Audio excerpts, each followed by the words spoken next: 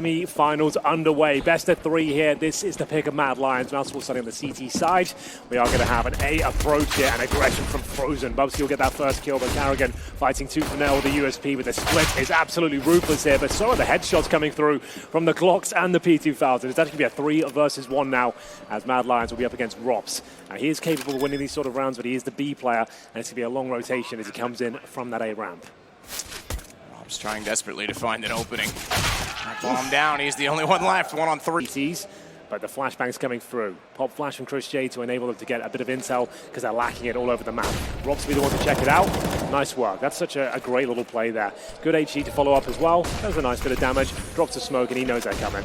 Flash wide as well to slow them down so they couldn't run by. Molotov's going to spill down on... Oh, it's not. He knows that. That's amazing that it doesn't even go that far. He's able to sit directly under it. The second Molotov clears close corner, but he still has the angle. He knows they're going to wrap around eventually, so he's trying to hold and be patient. His teammate behind him, both in the form of Voxic and Chris J, can cover the close encounters when they're running through the main entrance. Bit of backpedaling from Mad Lions as they consider going elsewhere. Bomb's been dropped. Shush wants to go for the entry and not have that drop down and be a problem for them. Rops goes wide, finds the second player in line. Shush is able to trade it, but as I said, Kerrigan control. Still a very difficult angle to get up there. As we'll see, Shush, he was managing to break open the B side with just a Galil. $1,800 rifle. Got himself 2 kills previously. Voxic to open things up this time. That's Bubsy going down, the star rifler of Mad Lions, who are currently up 4-1 here. Big round for Mousesports. Need to start stabilizing their economy, get that AWP out if possible. But now maintaining the man advantage. Frozen backs away, flames at his feet. He'll extinguish those to try and hold his ground. His teammate Kerrigan on top of triple, trying to spot the gap. Does see one, but can't get the headshot. Needs to be careful as well. He can fall off and reload, but want to get the timing right. They're rushing up. They'll close a lot of distance. Thankfully, Kerrigan has swung wide. He's pushed back through the smoke on his own, and a second kill, the second of which being the bomb, is massive for Mousesports because now it looks like a 4-2 score, and it is. Frozen's going to sneak around and find A-Core. But until they can bring the weapon out, which is right now, actually, it'll be a little bit more passive. So up against a force fight from Mad Lions here, just trying to cause a dent if they can. It's Shush once more towards B. Rops is having a rough time over there. Keeps getting a bullet to the head.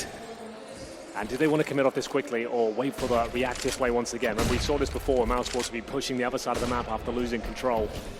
It seems like a full-on commitment here. At least they're sending Shush in, and we'll fall back to boost in towards that window. It's a bit of a fake here, perhaps. He's trying to pull rotations over with one player here. Ooh. He's hitting some shots today, isn't he? Yeah, he's looking super solid.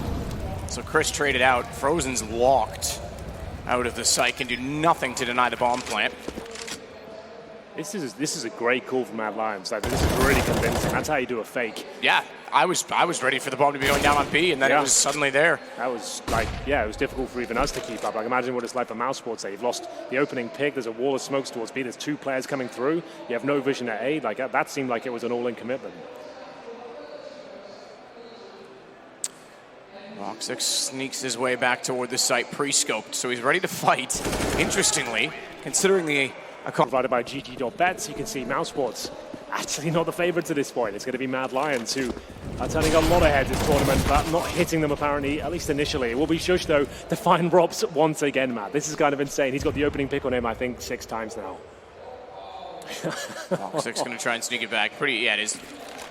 Rops is definitely going to start being annoyed by this. And the thing is, as well, it's such a rough position to play because normally you don't get any action whatsoever. Now you're trying to be a little bit more active. Oh dear. Carrigan will find a response frag, but he does consistently go down. Might want to reel it in a little bit towards B. 4-on-4 though. You can see them getting toward the top of the elevator that time, dropping back down. It's proximity through the wall toward A. You can get sound cues for if the CTs are pushed up, but that time the AWP still found the shot. As I mentioned that because the second scope from Kerrigan might have been audible. 19 HP, he falls back on top of the site.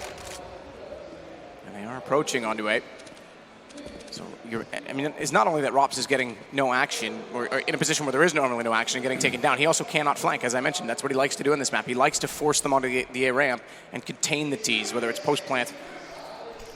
Ideally, before that even happens, which would be about now in this round. There's 36 seconds left on the clock, and they're only just approaching. Kerrigan does find Shush. Bomb goes down. Smoke still in play. Frozen wants to go up and above, but he needs to be careful on how he does so, because it leaves him open. Instead, though, it's Bubsky trying to get aggressive that gets caught out, and even though they get a bomb plant, Chris is... Kerrigan, different angle this time to watch down the main ramp. No mistake on it. He finds Acor this time. AWP gone from the tees. Kerrigan's going to immediately back off, and Chris J's got Bubsky, so a two-man advantage. No trades so far, and Mad Lions finally running out of money. This is exactly what Mousesports need to get back into the half, the game.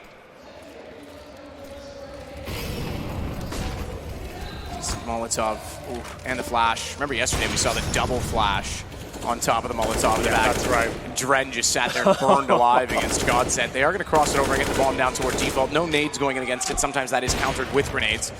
Kerrigan actually goes all the way back toward heaven to try and see through and spot the ramp. And he can stay there. He's got two rifles up close. They can do the dirty work of trying to clear out the angles, but Hunden's going to hear them coming at this rate. Chris has slowed it down so as to go overlook. Gets up on top of the girders. Hunden down to 1 HP. Tried to put damage back through the steel beam. It doesn't do enough, but he does hit the headshot. Chris easily should have put out that tool on the repeat. And a good spray from Roy, but it's not enough. Rops gets back in. Sitting there when they walk up is taken care of, so obviously they are going very passive. They are going to nade toward the bomb. That was the plan. That's going to go through, do damage. In fact, it takes Hunden down. Bomb never even got planted. They sprayed in to find the early damage. That's a decent setup, but Shush and Bubsky have the other kills in return. So far, there's no containment. In fact, they've gone for a standard rotation. I was fully expecting the flank based on that play, but they like to go for a straight retake, and so far, they've found the first onto Roy, but it's still a 3-on-3, 31 seconds on the bomb. Kits for 2 of 3. Chris J's the only one without one, and he's on the AWP. Watch for him to try and hold the angles as they go for it. Tapped already. Acor's got Chris and Robs both down. And his positioning is very strong for this bomb. Yeah, absolutely true. It's up to Frozen now, the AWP, but Shush will close things out there. It's inquisitively towards this ramp. Does he want to go any further, though? That's the question. Looks good. Acor, a couple quick shots back through this time. Still alive at this point. Usually Kerrigan's got him down. It's going to be Roy that he gets instead, but not without the expense of Chris J ahead of time. Nonetheless, they still have the man advantage. 7 rounds, Mad Lions. You still slightly lean toward T on Vertigo. I think so, yeah. It really depends on the matchup and the play styles, I think, but I feel like most teams will be trying to post double digits at least on the T side. That's what they'll be happy with, I suppose. But a 4-on-3 for now. Making their way back towards B. This is where Robs has been taken down a few times, but he's playing a little bit more passively in the last few rounds. You can see him just holding towards quad, and they have a few smokes and molotovs. They'll probably molotov towards the quad position, but Voxic there to at least get the opening frag. It looks like he's so ready for this one. The flashbang is decent to remove him from his perch, but overall, Robs with a nice swing does open things up. There's the molotov towards quad. Needs to be careful now. One more tick will take him down. His teammate saves him with the smoke deployment.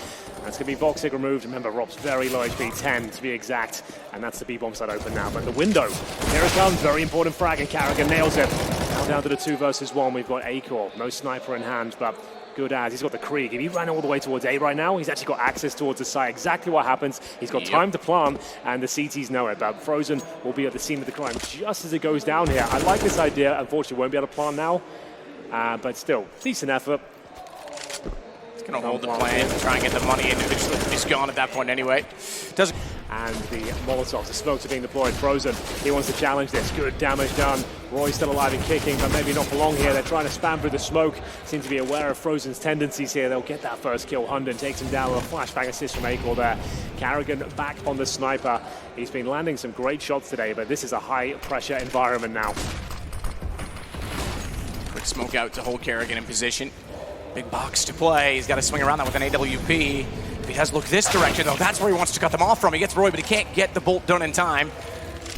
And Shush able to catch him out in return means the bomb should be going for a plant. Deep Molotovs meant Voxic had to go all the way back towards CT spawn. Just getting in position now, but this is exactly what we talked about from Robs. Finally, he gets a flank in position. Only good for 2 kills, but 2 kills that otherwise might have meant the round was not going in their favor. Now they have a chance at it. Shush and Hunden both sitting alive on 40, mid-40 HP, and they're going to spray in. Chris down, it's low HP for Voxic, all too easy at that point with the smoke.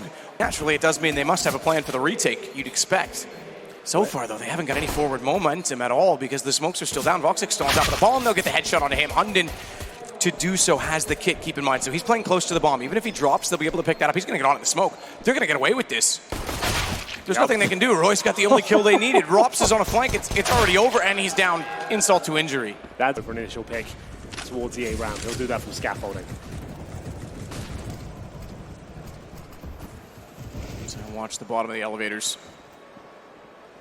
See if they actually push up. Kerrigan's on the inside of the smoke, so he's actually bypassed the AWP. Acor's made his presence known, but Kerrigan, he can't tunnel onto that. He knows he's going to want to retreat at some point in time, but there's another person he has to worry about, and Roy, running back, gave that away. Kerrigan's locked himself in now.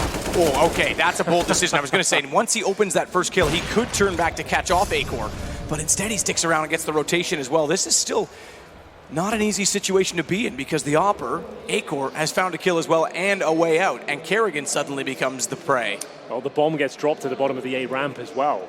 So Acor has slowed things right down. Sure, Kerrigan, he found a gap, but he has to go all the way back now and pick the bomb up, and Acor can reposition. They've lost track of each other. Good smoke down. He can focus towards the ramp itself at this point. Kerrigan surely going to go down to a flick. That's a nice shot from Acor. He doesn't miss many. And another clean round. All being brought out for 100. As we'll see the deep smoke deployed, Acor can't really see through it, but he can spot players jumping up towards scaffolding. Bubsky to open things up again. Will be traded out at least. Frozen, desperately trying to connect with that AK-47 spray. Not seeing a lot toward B in all of that. A little bit at the stairs, but considering there was 3 CTs pushed up the ramp, you'd think that they'd try and exploit that a little further. They are going back there now, but the CTs have time to reset as well, and there is a player certainly inside of the site and at the ready. Set smoke from Chris. Foxic will complement that with a Molotov that goes on to default and quad. Let's actually go for the deeper of the two.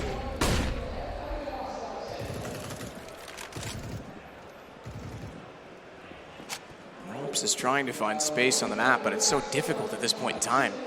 Even down just one man in the CTs, you control again, it's headshot angles when you come up these stairwells. It's difficult to find a position that's safe.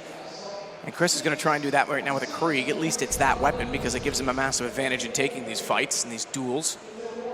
But look how patient Roy's being again. Excuse me, rather, shush. Doesn't want to give anything away. Yeah, well, they've got the 4-on-3 right now. Just trying to whittle the clock down if possible. If he gets that first pick, he's going to buy some time, and even more with the second. Excellent work here from Mad Lions. They're not really missing any shots at all. The Krieg's looking calm. Rob's with a great kill towards middle, but I don't think it'll help him win the round. Shush is already repositioned. Let's see whether that'll work out. Here comes the rotation now. So they're still waiting. This is the chance. This is what it all is about. Got it. And it works. There you go. I love it. That's creativity. So it does pay off. It's a great idea either way. It is very situational. It's not going to work every single time, but it's nice to see it work for the first time that it's been brought to the big screen as Kerrigan pushes through. That actually makes it easier. He's already on the precipice. One man down on the site, they have to be in transition, and now look how deep he can go while he waits for his teammates to get in position at B as well. He is ready to cut off for Roy. So you just mentioned we haven't seen any executions. Well, here's a whole new one for you. Yeah, I'm not sure if it's a world first. I haven't casted a bunch of Vertigo, but for me, you play a lot of it, though. Play a lot of it. You and Chad are, you're like Office Globals, you're Vertigo Globals. Yeah, Vertigo Globals, yeah. I like that. Yeah, and I don't know, I've not seen that in pro play. It's a really cool idea. Like you said, though, it's really situational. You do need to sell it a little bit towards B, dropping smokes and everywhere but the quad positions to the aggressive peek from a CT. Not uncommon. Oh, that's good timing.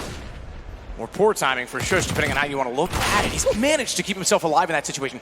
Caught nearly with utility in hand, fully blind, runs back, and somehow gets enough aim and, I guess, composure, if you want to call it anything at that point, to get the kill in return and actually give his team a chance. They stay one man to the good on the retake, but that's changed. Chris J through the smoke is able to take Bubsky down. Shush is still, absolutely feeling the pain, and now he is gone. Chris 2 through smoke. Good lineup, good anticipation. Pretty straightforward. They're going to be back there somewhere. You might as well chance firing through with an AK on rotation. Just do some damage and a kill to boot. So that's perfect, as now we start to see Mousesports stabilize. They get 2 in a row. Gotta keep them. We'll have a look as to whether Robs can get vision once more. Back in T-spawn, back on the catwalk, and we might have a chance there again, please. Let's do it. Let's do it once more. Ski.